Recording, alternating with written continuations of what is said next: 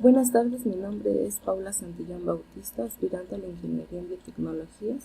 Hoy presento el informe final de la investigación documental y de campo sobre el tema de los agrobiológicos. Hoy día estamos enfrentando un cambio climático en nuestro planeta. Debido a esto, el sector agrícola de México se está viendo afectado. Por eso, después de haber indagado un poco sobre el sector de trabajo de un ingeniero biotecnólogo, se llegó a realizar un trabajo meramente informativo sobre los productos agrobiológicos. Esto con la finalidad de ayudar en el sector agrícola en el área de la comunidad de San Sebastián, Zumpango, Estado de México, para que tengan una mejor producción de maíz, ya que cabe mencionar que esta comunidad era considerada como una de las grandes aportadoras de producción de maíz. Ahora bien, para entender un poco de lo que les expusimos a los agricultores en esta zona, pasemos a considerar el siguiente concepto. ¿Qué es un agrobiológico? Un agrobiológico es un producto a base de un hongo, una bacteria, un virus o un microorganismo, algo biológico, es decir, algo natural, enfocado a tener una función como un biocida, un insecticida, para poder controlar enfermedades o plagas. Estos se dividen en tres tipos. Como en la primera imagen se observa, estos son agrobiológicos en base a agentes microbiales. En la segunda imagen se observa de tipo de agentes biológicos pero macroorganismos, y en la tercera imagen se observa agrobiológicos del tipo de biovanos o compostas. Estos agrobiológicos están considerados como enemigos naturales de una plaga, tanto que se pueden comparar con los químicos. Ahora bien, entendiendo un poco al agrobiológico, pasemos a observar la metodología que se siguió en este proyecto. La metodología se dividió en 3 sesiones. La primera sesión, un anteproyecto. La segunda sesión fue la sesión 5, investigación documental del campo. La tercera sesión fue la sesión 6, investigación de campo del tema agrobiológico. Esta dividida en 4 fases. La primera fase, el diario de campo. La segunda fase, las entrevistas. La tercera fase, las encuestas. Y la cuarta fase, el reporte final. En la sesión 4, el proceso del anteproyecto. Aquí se da a conocer la selección y el origen del problema. Se plantea el problema, así como su justificación. Se hace una estructura de hipótesis, se hace estructura de objetivos, así como se da un origen de un cronograma y de un esquema de trabajo inicial. En la sesión 5, investigación documental del tema agrobiológicos, se desarrolla el esquema de trabajo propuesto en la sesión anterior. Aquí se dan temas como antecedentes de la agricultura mexicana, amenazas en la agricultura mexicana, se enfatiza un poco sobre las plagas, así como en sus consecuencias. Se dan conceptos básicos de agrobiología, se da concepto básico de un agrobiológico, se dan tipos de agrobiológicos, se da el uso y cómo implementar los agrobiológicos, y se dan ventajas y desventajas del uso de los agrobiológicos. Aquí solamente son conceptos básicos, puesto que el objetivo de nuestro trabajo es transferir curiosidad a los agricultores sobre conocimientos básicos de los agrobiológicos. En la sesión 6, la investigación documental y de campo, se divide en 4 fases. Un diario de campo, que nos lleva a tener como producto una bitácora. En esta fase se hace un primer acercamiento hacia la comunidad.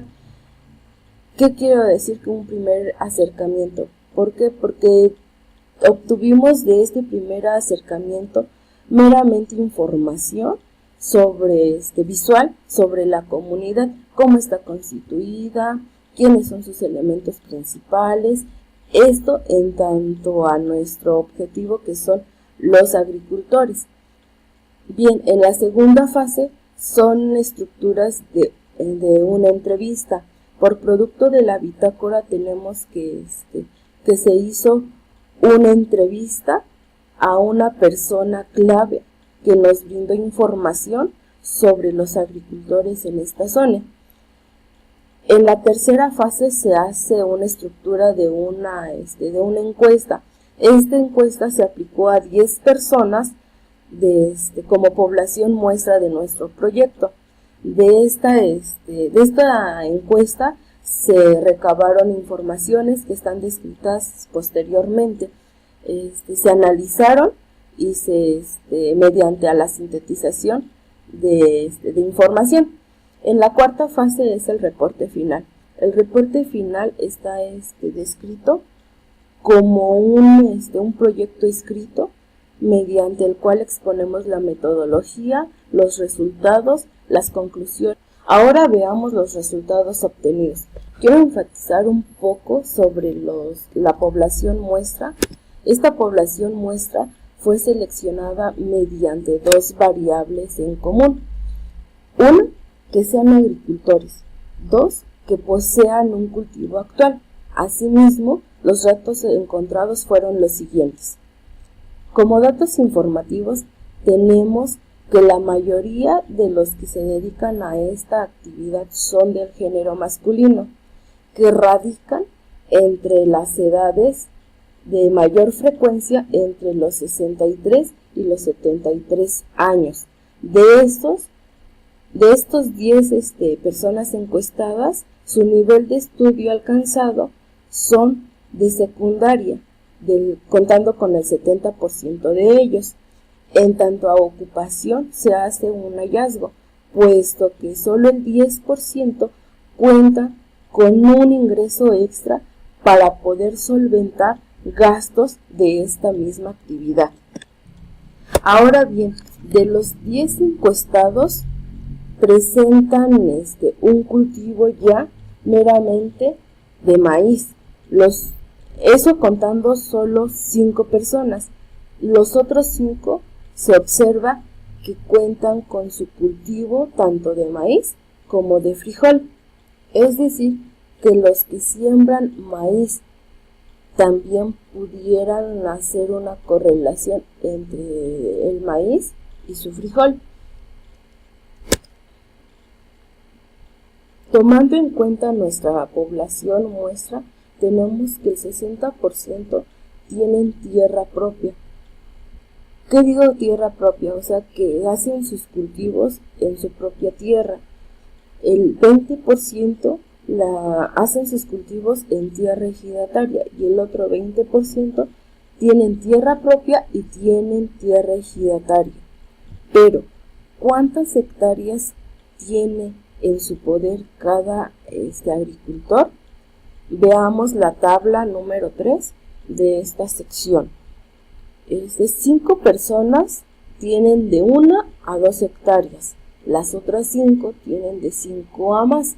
Aquí hago un paréntesis porque si es un resultado como hallazgo, puesto que sí nos brindaron la información los agricultores que poseen como número máximo de hectáreas, posee un solo agricultor de 18 hectáreas.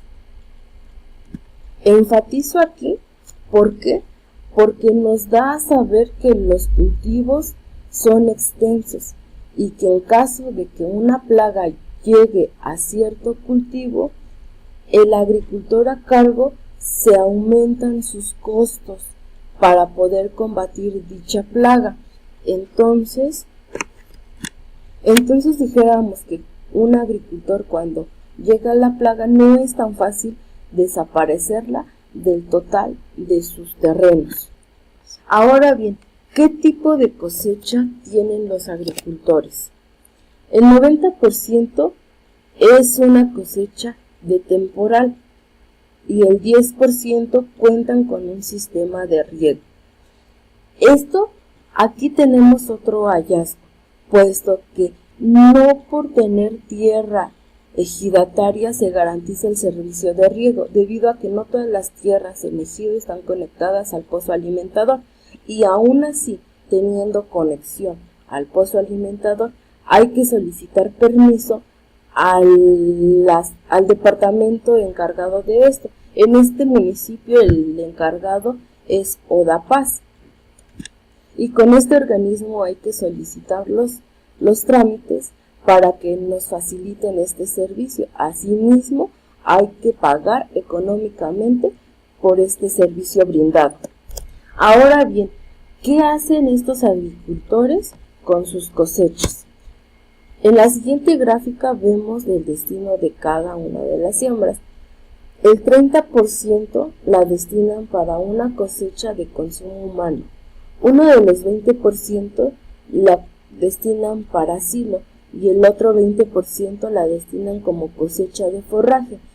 Voy a enfatizar un poco sobre un 10%. Este 10% la conciben como para silo, para cosecha de consumo humano y para cosecha de forraje. ¿Por qué enfatizo en este 10%? Porque las personas que lo ocupan para los tres diferentes destinos son las personas que cuentan en su poder con la mayor cantidad de hectáreas. Ahora bien, ¿qué plagas son las que radican en esta zona?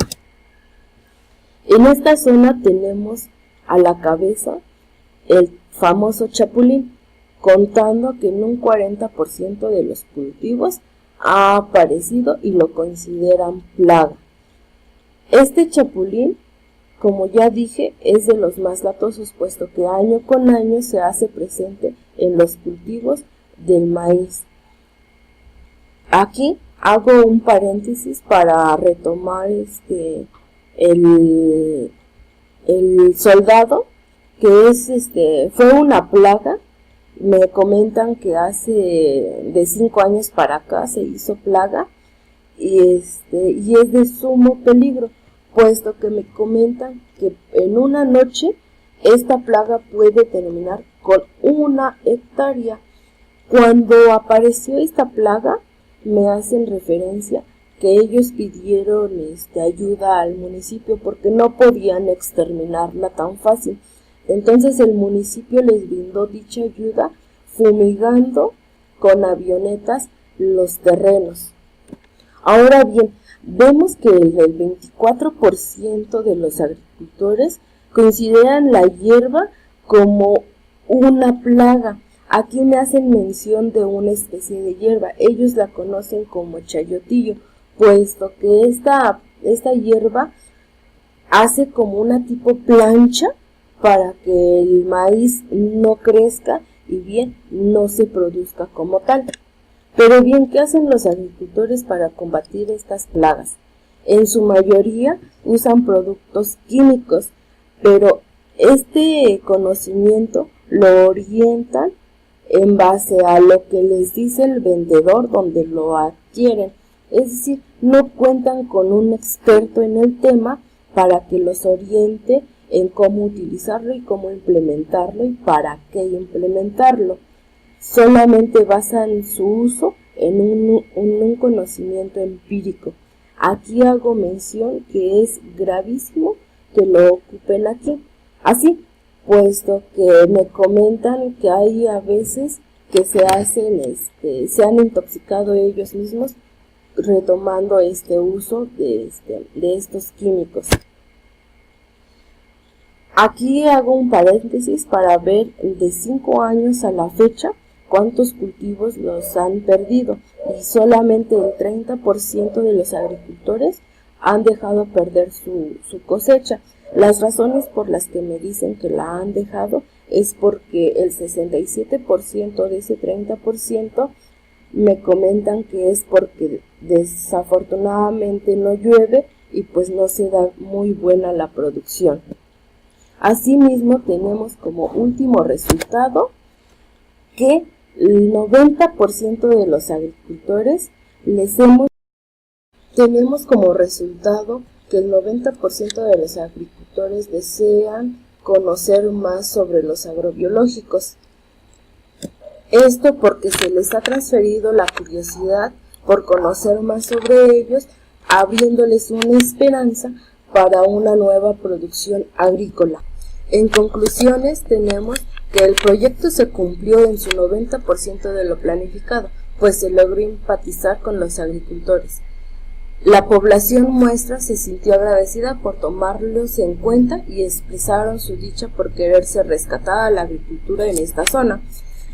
Aquí, uno de los descubrimientos muy desfavorables fue que existe la deserción de agricultores en los últimos años, y estas tierras que tenían en su poder las han vendido o las han rentado para una urbanización futura.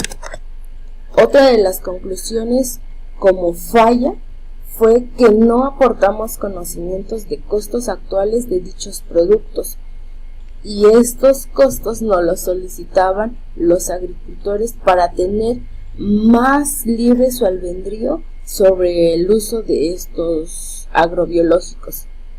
Se esclarece que no por ser ejidatario se cuente con servicio de riego, que meramente es concebido a través del recurso brindado por el municipio con el organismo de ODAPAS. Así, en recomendaciones para una extensión del proyecto, recomiendo proporcionar costos actuales de los mismos. Se considera importante que un experto oriente a los agricultores en el control de plagas, puesto que, como se dijo, ellos también consideran como plaga a la hierba.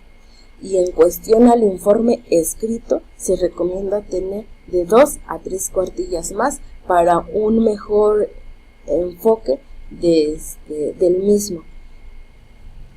Por cuestión de preguntas en la escuela, sí hago la recomendación que tenemos que trabajar un poquito más en enfocar más las preguntas y asimismo enfocar más las respuestas, puesto que los agricultores nos iban también orientando en los resultados que a lo mejor nosotros pudiéramos concebir. Pues bien, hemos llegado al final de nuestra presentación, espero y haya sido de su agrado. Sé que tenemos unas deficiencias por ahí, pero pues me quedo con la gratitud de haber hecho este trabajo. Pues bien, eso es todo, muchas gracias.